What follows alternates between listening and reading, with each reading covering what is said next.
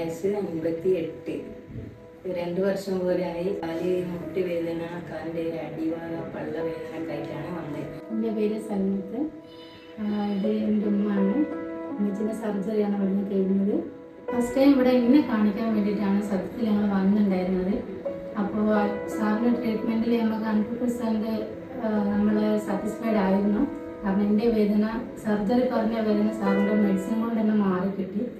അപ്പോൾ അത് നമ്മൾ അതന്നെ മിസ്സിനെയും കാണിച്ച് ആ ഒരു അനുഭവം വെച്ച് നമ്മൾ മിസ്സിനെയും കാണിച്ച് ഇൻഷാല്ലാ സാറ് പറഞ്ഞത് 3 മന്താണ്. ആഫ്റ്റർ 3 മന്ത് നോർമൽ ലൈഫിലേക്ക് വരാമെന്നുള്ളതായിരുന്നു സാറ് പറഞ്ഞിട്ടുണ്ടായിരുന്നു.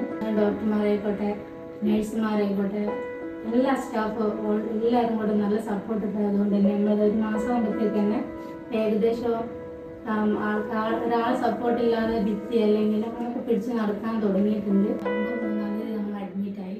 4-ാം തീയതി സർജറി. സർജറിക്ക് ശേഷം നമ്മളെ കൂടെ നിന്ന് എന്താ പറയുക, നമ്മളെപ്പോലെ എല്ലാവരും നമ്മളെ കൂടെ നിന്ന് എല്ലാ കാര്യങ്ങളും ചെയ്തു തന്ന് എന്തുണ്ടെങ്കിലും ഒരിടത്ത് പോയി പറയുമായിരുന്നു. ICUവിലാണെങ്കിലും ഒക്കെ മിസ്സിക്ക് വേണ്ടുന്ന എല്ലാ കാര്യങ്ങളും നേഴ്സുമാരായിക്കോട്ടെ, ഫാർമസിന്നായിക്കോട്ടെ എല്ലാവരും നല്ല സപ്പോർട്ടും കാര്യങ്ങളൊക്കെ ഉണ്ടായിരുന്നു.